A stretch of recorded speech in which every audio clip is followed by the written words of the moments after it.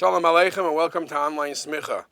With everybody in America talking about the crisis of the financial crisis and bankruptcy, etc. In Hebrew, in Lashon HaKodesh, bankruptcy is pshitas regel. What's the makar for this? Where do we find the Chazal term like this? So in Gemara Ksubis, there's a term that says, there's a din like this.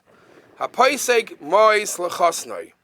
Somebody who's marrying off his daughter and promises that he's going to give his future son-in-law $100,000, $1,000, $100,000.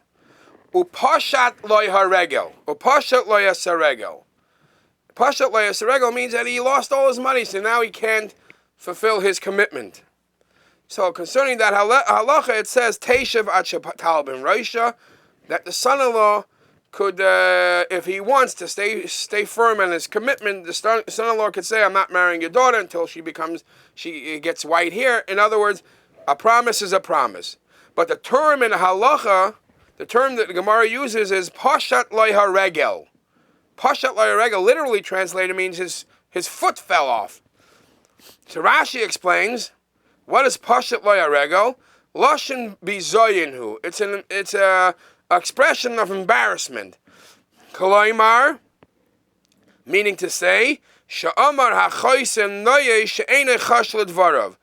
In other words, the father-in-law is saying, "I'm sorry, I'm embarrassed, but I can't keep my word." Uke'ilu amar lechasnoi, and he's so embarrassed as if he's saying to his son-in-law, "Tul tit shetachas ragalai." You could take everything I own, which is the mud under my feet, which is pashat lo haregel. Others explain that pashat lo haregel actually means, if you need, hang me from my feet. I don't have what to give you. The Rambam says pashat lo haregel means it's like disappearing. Pashat ragloi v'halach b'derech l'merachik. Rachmana litzlan, that's what happens. That's able to happen when people are struggling in parnasa. So Nebuch, there is a story of somebody who, in the years ago, he was well-to-do, and because he was a friendly person, he would always make parties, and the parties would be luxurious, people would come, and Nebuch, he lost a lot of his money, and now it's embarrassing for him not to be able to put up those parties again. So the amount of money he used to have, he doesn't have anymore. But he asked a shaila, would he be able to make a party and supposedly get those type of wine bottles, that are fancy wine, but actually the wine that will be in the bottles will be the lower class wine. Not to feel bad that he's not making a party, but at the same time to be able to pay the bill, he wants to fill up the bottles with cheaper wine. Is that something which is allowed? So in Shulchan Aruch Choshen Mishpat Siman Reish Chav Ches, there is a din, Asur lignoiv das habriyos b'dvarim. Just like, everybody knows that you're not allowed to go to a bank and rob a bank. You're not allowed to steal money from a person. So there's a form of stealing which is called gnevas das, tricking a person, bluffing. Shemara she'oisa b'shvila. You're not allowed to do something as if you're doing it specifically for him. Oh, look what I've done for you. But ve'ena oisa, it's not the truth. The truth is you didn't do it for him. For example, and the example the Shulchan Aruch brings, that if you know your friend is committed to go somewhere today, don't bluff and say, "Please come to me for lunch, I want to invite you for lunch." You know he's not going to come anyways. That's bluff. And that's called gnevas das. Okay, so and the Shulchan Aruch brings different other examples of gnevas das. So obviously, if you're putting fancy food on the table, fancy boxes or glasses, and it's really imitation, it's really fake, there's a form of gnevas das. Well, there's a story in the Gemara. The story in the Gemara is a famous story. The Gemara in Tainus says that every day a basko would come out from heaven and say, Kol ha'olam kuloi nizayin b'shvil chanina b'ni. The world gets its chayis, its support, its sustenance because of chanina b'ni. And chanina b'ni, chanina my son, he doesn't even need all that. He could survive. He had mamish nothing, and a small amount of buxer would be enough for him to survive a whole week. And the Gemara says a story. to discuss, to show how little Reb Chanina ben Dosa had, the Gemara says this story, that the wife of Reb Chanina ben Dosa would bake bread, really didn't have too much to even bake.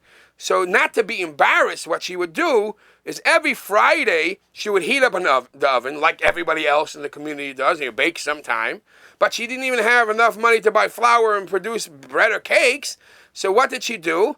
To make the people believe that she's also like everybody else, she would heat up the oven and she would put something in the oven that produces smoke. So if a neighbor walks by, he thinks, oh, everything's fine there. She must be baking like all of us. And the truth is, she just did it to save her embarrassment. So the Gemara continues and says that there was this neighbor, a bad neighbor, who was a troublemaker. It says, come on, who is she fooling? I know that they don't have a penny. So let me go in there to smoke. Let me see what's going on in that house. She comes to the house. She knocks on the door. And as she knocks on the door, the wife of Reb Chanina was so embarrassed that she walked into the bedroom, to a different room. A mess happened, that when the woman walked in, she gives a look, and she looks in the oven. She sees that the oven is full of loaves of bread. It's a mess. And she calls out to the wife of Reb Chanina and says, come, please, get the shovel, get the stick that you schlepped the bread out from the oven because it's going to burn. And Reb Chanina's wife responds, that's exactly why I went into the other room, to get the keli to take out the bread.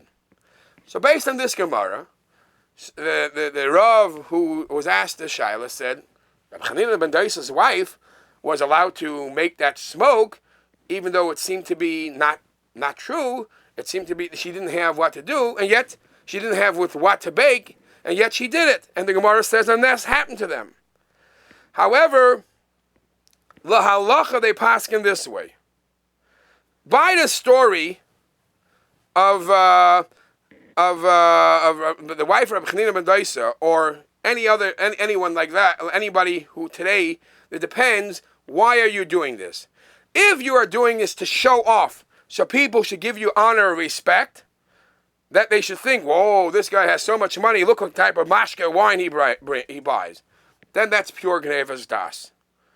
But if, however, he's not doing it to show off, he's just to save an embarrassment, like the wife of Reb Chanina, then there is no concept of gnevas das, just saving shame, and that's something which is permitted. Shekayach, and please join us again next week.